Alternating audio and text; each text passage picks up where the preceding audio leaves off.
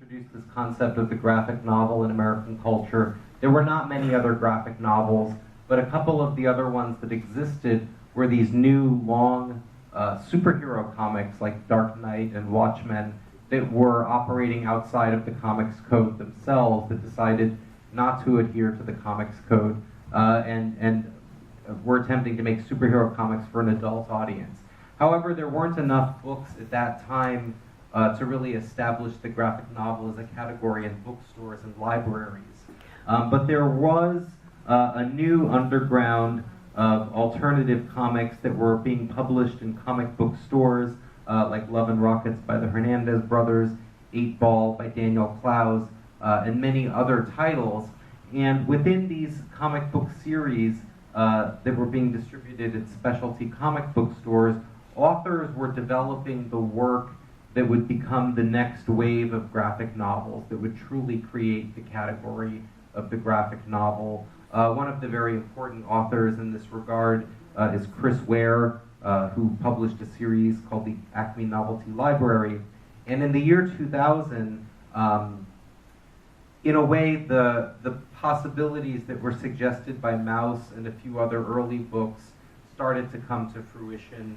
A very large publisher called Pantheon, a division of Random House, simultaneously published a graphic novel by Daniel Clowes called David Boring, and the collection of Chris Ware's story, Jimmy Corrigan. And the success of these books triggered a new wave of graphic novel publishing. And unlike in 1986, when there was only Maus and Watchmen and 1 or 2 other books, now there were dozens and dozens of books that were ready to be published, that had been developed by authors serially in their alternative comic books. Donc il a en même temps exactement que l'apparition de Maus, il y a de nouveaux auteurs qui vont aussi faire sauter les codes de bonne conduite à l'intérieur des comics de super-héros. Et donc du coup, de ce côté-là aussi, ça va beaucoup bouger, aussi bien avec Batman que du côté d'Alan Moore, etc. Enfin, bon, donc il y a aussi une espèce de vent frais qui souffle sur ces autres comic books.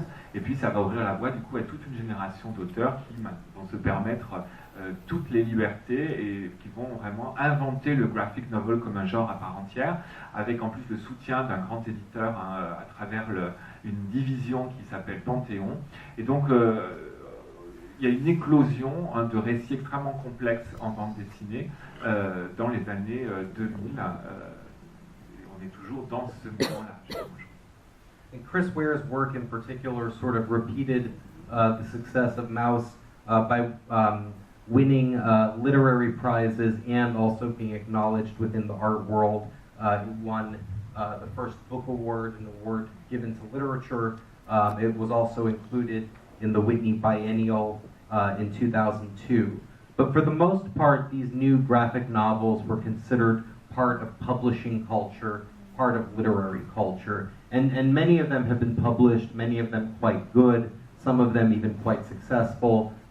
We have many books here that you can look at. Some of the more both artistically and financially successful books of the past few years include Black Hole by Charles Burns, Asterios Polyp by David Mazzucchelli, various books by Joe Sacco, a very good work for young adults called Skim by Mariko and Jillian Tamaki, and the Book of Genesis, of course, by Robert Crumb, who's now part of the official culture as opposed to being part of the subculture. And of course, the American graphic novel publishing has also seen many successful translations of international works, like Persepolis by Morgan Trapi and Epileptic by David Bay. Donc Chris Ware sera un autre artiste, exactement comme Spiegelman a bénéficié d'une reconnaissance dans les deux mondes. Il va recevoir un grand prix littéraire en Grande-Bretagne et en même temps il est exposé régulièrement par beaucoup de musées américains et européens.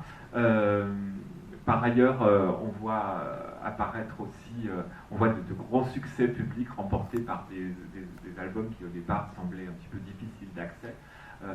Que ce soit Black Hole de Burns, traduit dans beaucoup de langues, ou Asterios Polyp de Mazzucchelli. Tout ça, ce sont des albums à la fois de BD d'art, de BD d'artistes, mais qui en même temps sont reconnus aujourd'hui par le grand public. Et l'événement final, finalement, c'est de voir Crumb, dont on a vu à quel point il avait été le pape quasiment de la contre-culture, reconnu par la culture officielle à travers sa genèse. Genèse, bon d'ailleurs, enfin, personnellement, mais je trouve que justement il a un peu abandonné tout ce qui faisait l'intérêt de sa poétique. C'est un peu dommage, mais enfin, c'est un mouvement parfois qu'on voit chez les artistes, de vouloir être reconnu par tous, y compris par ceux qui étaient vos ennemis précédemment. Donc au bout du compte, on se retrouve aujourd'hui, y compris à travers les traductions de BD d'artistes français comme Persépolis et Épileptique, dans une situation ultime finalement de reconnaissance, tous azimuts. So here we see, comics are really kind of all over the board at this point. They definitely satisfy the formal conditions of comics, the cultural traditions of comics. At their best, they satisfy the formal conditions of art. Some of them don't. Some of them satisfy the cultural conditions of art, like Chris Ware. Some of them are not considered that way. In a way, I feel like the graphic novel in particular, or comics as literature, is sort of in between high and mass culture, and has become part of publishing culture for the most part. A few artists transcend into the art world. A few artists become popular enough to be truly part of mass culture, but it's very much a part of publishing culture. And one thing to keep in mind too, although we're looking at some of these wonderful examples by Charles Burns and Robert Crumb and Chris Ware, publishing culture is a commercial culture, and it's not always an idealistic culture. And there are many bad graphic novels, there are many exploitative graphic novels, there are graphic novels that attempt to capitalize on various situations and trends. We have this kind of ugly book about 9/11 that was published in the United States. There are many graphic novels that are, adaptations of films that are not very good. We have the Prince of Persia graphic novel and the Twilight graphic novel. So publishing culture in some ways is literary and artistic, but also can be very commercial and inartistic too. And I feel like comics are part of publishing culture now and have the potential to go both ways at the moment. Donc, le problème, bien sûr, c'est que cette reconnaissance, elle a un revers, c'est que finalement, beaucoup de maisons d'édition se sont rendues compte qu'il y avait un vrai filon là et qu'ils pouvaient exploiter à fond le principe du roman graphique. Donc on voit apparaître aujourd'hui beaucoup de mauvais romans graphiques qui sont soit des espèces de romans documentaires plus ou moins officiels, soit des adaptations de films à succès, et que du coup l'ambition artistique est en train de se perdre. Donc les vrais artistes vont avoir à lutter contre cette espèce d'invasion du grand n'importe quoi. Enfin, pour rajouter un petit mot, c'est un peu ce qu'on a vu apparaître aussi en France avec le fait que la plupart des grands éditeurs ont récupéré les logiques des maisons d'édition indépendantes, pour le meilleur d'ailleurs, parfois, mais aussi pour le pire.